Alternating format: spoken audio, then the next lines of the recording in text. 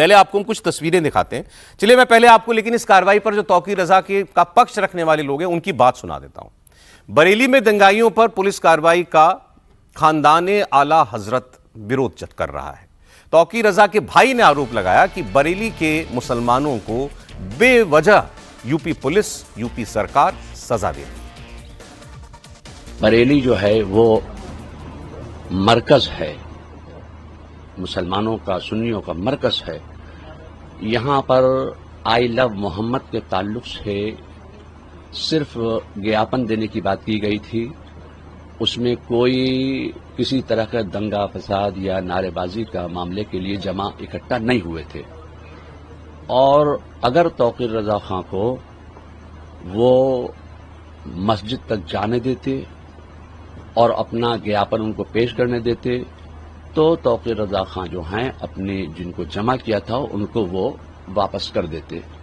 उनको पहले ही हिरासत में ले लिया गया, मस्जिद तक पहुंचने नहीं दिया गया, उनको नमाज भी पढ़ने नहीं दी गई। उसके बाद जो लाठीचार्ज हुआ उससे कुछ हालात खराब हुए।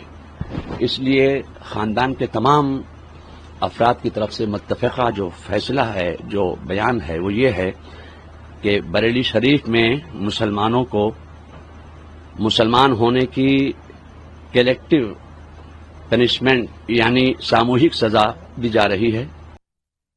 इन साहब ने दो बातें अच्छी कर दी। एक तो इन्होंने जो दावा किया है उसमें ही आप अगर उनको गौर से आपने सुना हो तो सारी कहानी क्यों बनी ऐसी उसका उन्होंने खुद ही तबसरा कर दिया है, डिटेल दे दी है। पुलिस ने इजाजत नहीं दी थी लोगों को जमा करने की, वहां पर सभा करने की इजाजत नहीं थी। तौकीर रजा क्यों जबरदस्ती वहां जाकर लोगों के सामने एक स्पीच करना चाहते थे? इन्होंने कहा कि अगर तौकीर रजा को आने देते तो हालात खराब नहीं होते, लाठीचार्ज की नौबत नहीं आती। इन्होंने खुद कहा, भी आपने सुना। क्यों एक मस्जिद के बाहर हजारों लोगों को जमा किया तौकीर रजा ने? किस लिए? कि उनके सामने वो कोई भाषण देते, उनके सामने वो माहौल बनाते। और माहौल क्या बनता? माहौल खराब ही करना था। पुलिस ने अगर प्रिवेंटिव कार्रवाई की तो तौकीर रजा ने अपने लोगों को वहां पर जाने से मना क्यों नहीं किया कि इजाजत नहीं है, यहां हम नहीं करेंगे, परमिशन लेंगे, उसके बाद हम कहीं सभा कर सकते हैं। लेकिन तौकीर रजा चाहते थे कि वो अपनी ताकत दिखाएं, शक्ति प्रदर्शन करें, और वो भी मस्जिद के सामने। अब इस बात की बात कर लेते हैं कि क्या पुलिस ने एक शांतिपूर्ण तरीके से हो रहे मजमे के ऊपर जबरदस्ती लाठीचार्ज किया। यह दावा किया गया उनके समर्थकों की तरफ से कि लाठीचार्ज करके मुसलमानों को भड़काया गया, वरना वहां पर ऐसी कोई वजह थी नहीं, बेवजह उनको सजा दी गई। कुछ तस्वीरें आज आई हैं। ये पुलिस ने वहां पर चूंकि पहले से एक बंदोबस्त कर रखा था तो ड्रोन वगैरह थे, तो वो उसकी फुटेज अब आई है। वो तस्वीरें आपको मैं दिखाता हूं।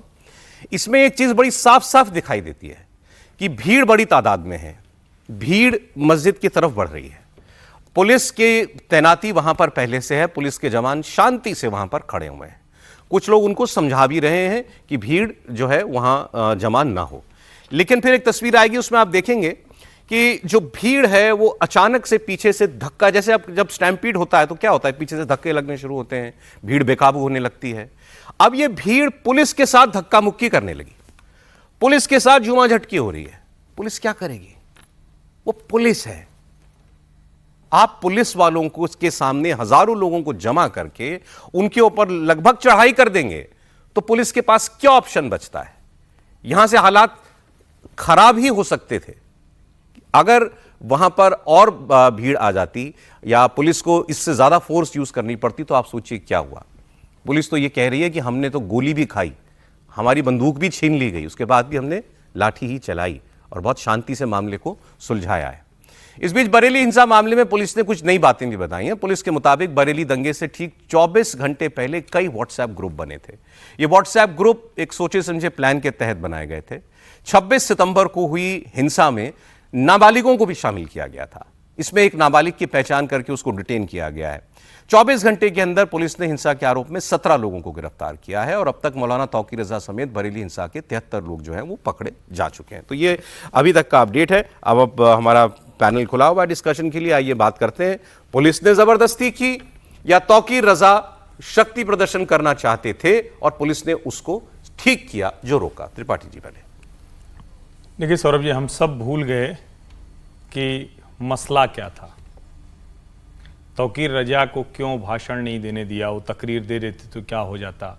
शांतिपूर्ण जा रहे थे मुसलमानों पर क्या उन्होंने कहा कि सबको एक साथ सामूहिक सजा दी जा रही है। सामूहिक सजा का शब्द उन्होंने इस्तेमाल किया।